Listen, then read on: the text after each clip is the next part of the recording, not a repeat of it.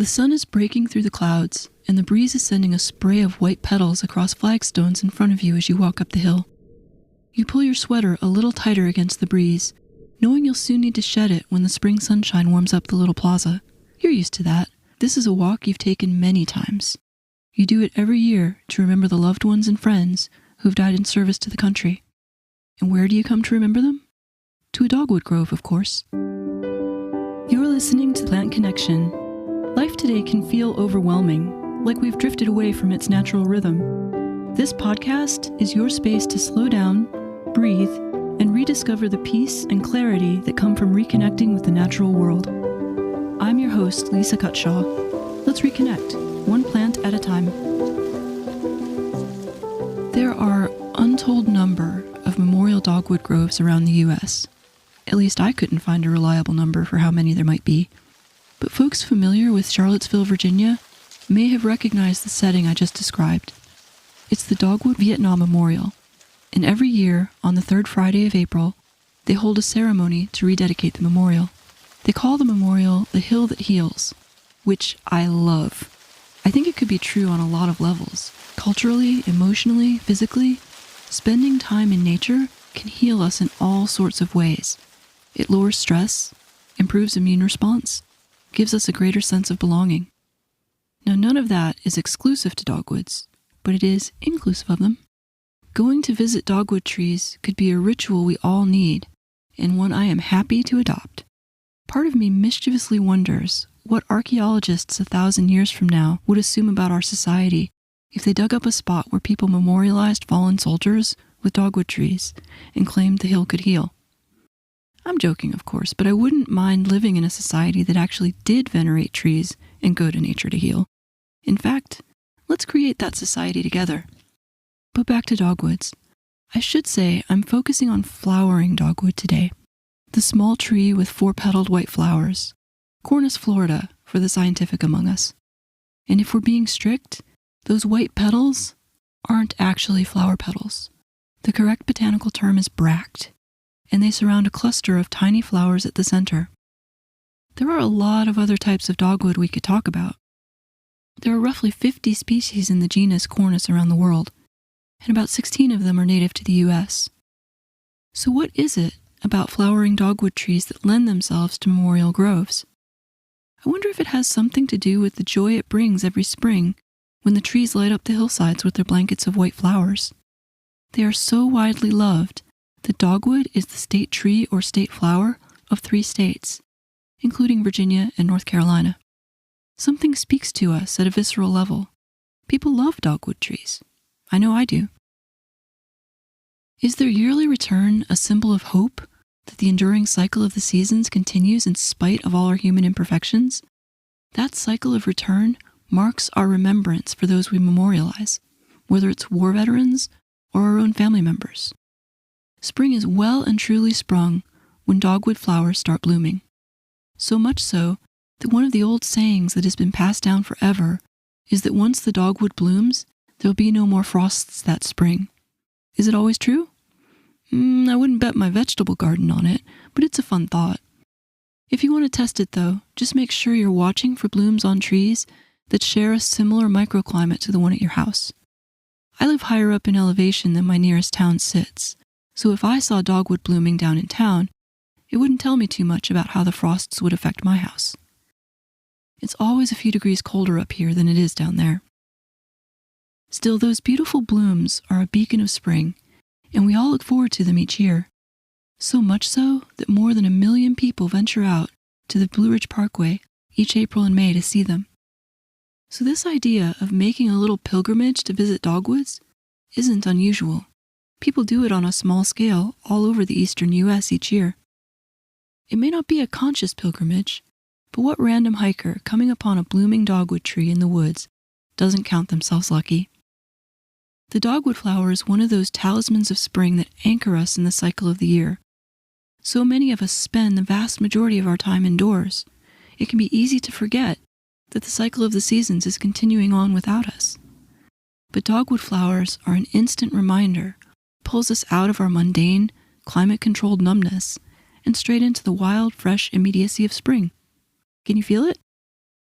So there's that. It anchors us to this mid-spring point in the cycle of the seasons, and it engenders this shared love for its beauty. Who wouldn't want to plant one in memory of their grandma and put a bench beneath its branches to sit and enjoy the view? One of the noteworthy things about dogwood's appearance, if you're trying to identify it, is that it has opposite leaves and branches, meaning if you look at a branch on the dogwood tree, the leaves will be lined up in pairs down the branch, with one right across from the other. Most trees have alternate leaves, meaning they're staggered as they go down the branch. There's a mnemonic device that people use to remember which common trees, at least here in the US, have an opposite branching pattern. I learned it when I was studying botany in college, and I know a lot of folks listening will be able to say it with me. The mnemonic device is Mad Dog, which stands for Maple, Ash, Dogwood. And now that I say it, we did sugar maple for the last episode, dogwood for this one. Ash, you must be coming up soon. And one of the stories or legends you'll hear about flowering dogwood, especially this time of year, is the idea that the dogwood was the tree used to build the cross that Jesus was crucified on. The story goes that back then, dogwood was a large timber tree, and that the tree itself was so horrified by what its wood was being used for, that it has grown as a small understory tree ever since. I remember seeing plaques and posters with this story printed on them when I was a kid, and invariably they would show the blooms of flowering dogwood on the print. Its characteristic 4 white petals were shown, often with a pink spot at the outer center of each one. And that story always bugged me, because I knew flowering dogwood was native to the eastern US, not the eastern Mediterranean. But there is a species of dogwood that does live in that neck of the woods. It's called Cornus moss, or cornelian cherry if you want to look it up by its common name. It is even less likely to have been a timber tree than flowering dogwood, because it's really a large multi-stem shrub or small tree. Instead of flashy white flowers, it has small yellow flowers that cluster along the branches. Still a beautiful springtime show, but a very different effect. So we know the symbolism of the 4-petaled white flowers would not have come into play when choosing the wood for a crucifixion.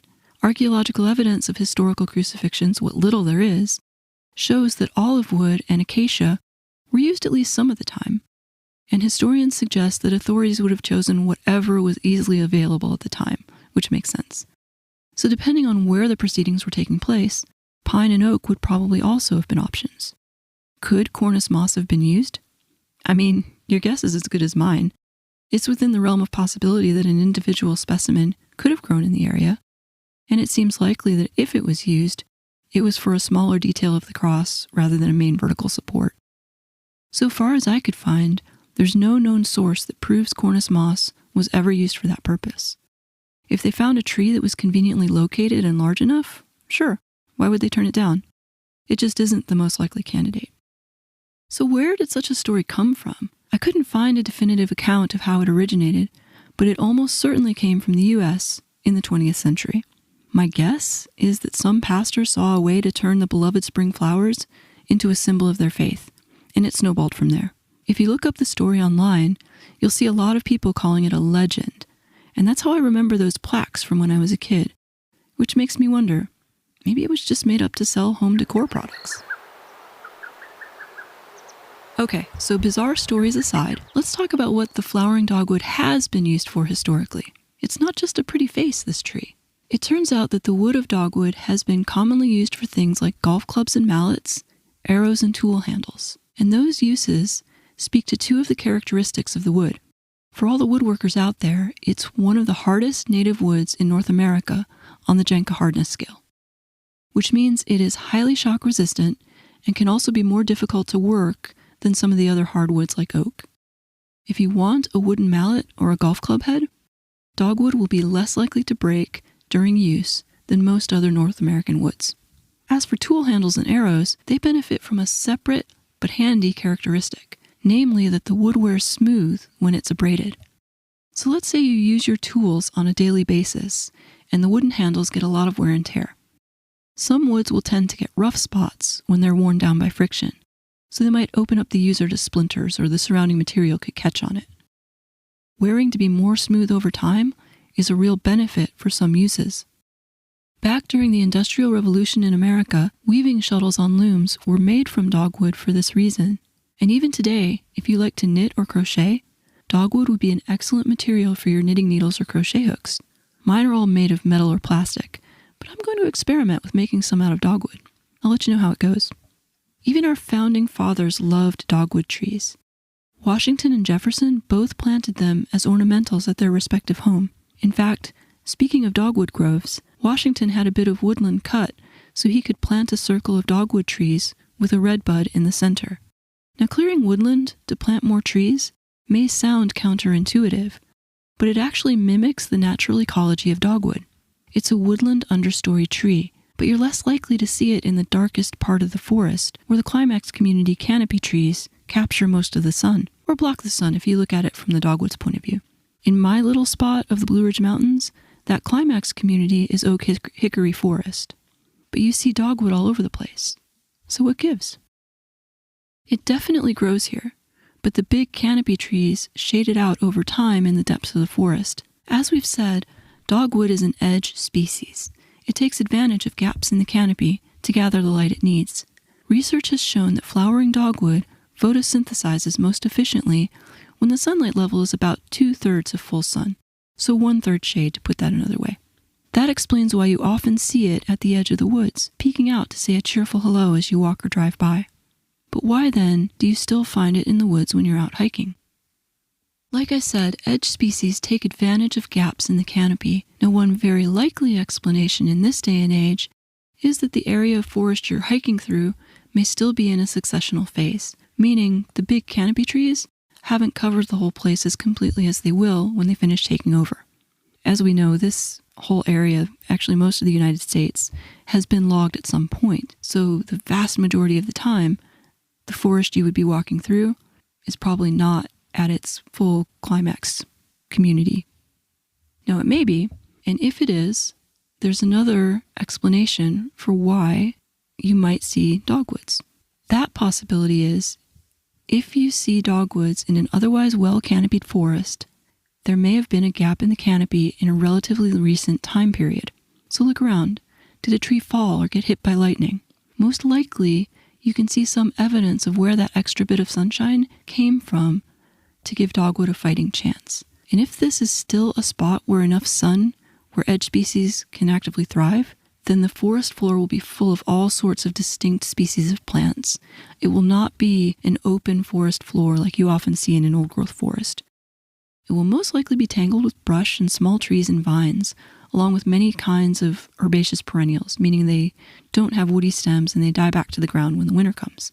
Edges are full of life. They tend to be the most biodiverse part of any ecosystem, and they give us all sorts of wonders to enjoy. You may well find little dogwood seedlings in what seem like odd places, either in the forest or out in the open areas beyond the edge of the forest, thanks to the birds who distribute the seeds. They eat the beautiful red berries in the fall, and wherever they happen to be when the seed finishes going through their digestive system, that's where the seed will fall. If the conditions seem promising, the seed will sprout. And if those promising conditions turn out to be right, the tree will thrive.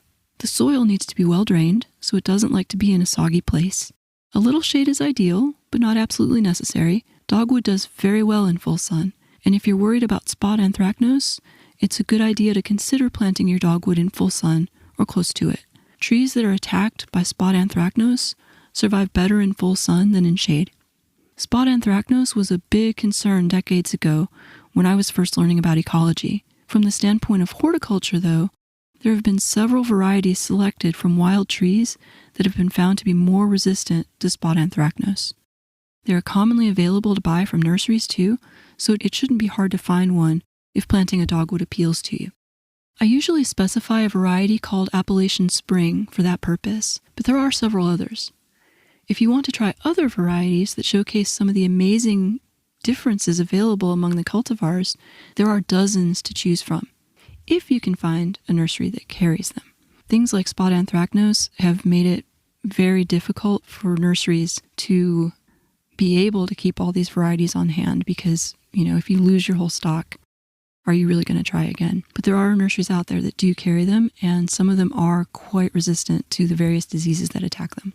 Now, there are so many different variations of flower color and foliage, it can be a lot of fun to get to know them. Some have pink or red flowers instead of white. The name often says red, but they look pink to me. Some have variegated leaves, either yellow and green or white and green. For the most part, They'll have red berries in the autumn, and the leaves will turn a dark red before they fall. A couple of varieties I'd like to plant at my house to see how they would do would be Juanita, which has a heavy display of white flowers, and either First Lady or Homan's Golden, which each have yellow variegated leaves. I'd like to try Little Princess and Red Pygmy near the front of my house to see if they stay compact over time. So often people plant ornamental trees thinking they'll stay small, when a lot of them can get quite a bit larger than you may envision, depending on the variety. Japanese maples can be a good example of this. Many varieties can get 20 feet tall or more at maturity, which, by the way, so can most flowering dogwood varieties. I'm always on the lookout for ornamental tree varieties that really will stay as small as we want them to in smaller garden spaces. If Red Pygmy does well, that'll be the only pink-flowered dogwood variety in my garden so far. The pinks are pretty, of course, but that's not what I picture when I think of dogwood. I like the white-flowered varieties best, maybe because that's what I grew up with. Every spring when they bloomed, I'd feel like it was a privilege to get to see them, and I still feel that way. I'm lucky enough to be able to take a walk and visit a cluster of dogwoods near my house. And you know what? Maybe I'll plant a circle of them myself. My own little grove for remembrance and contemplation. I hope you get to enjoy some time with flowering dogwood this spring too. Thank you for joining me on this journey back to nature with Plant Connection. If this episode resonated with you, be sure to tap subscribe or follow on your favorite podcast app so you don't miss the next episode. See you next time.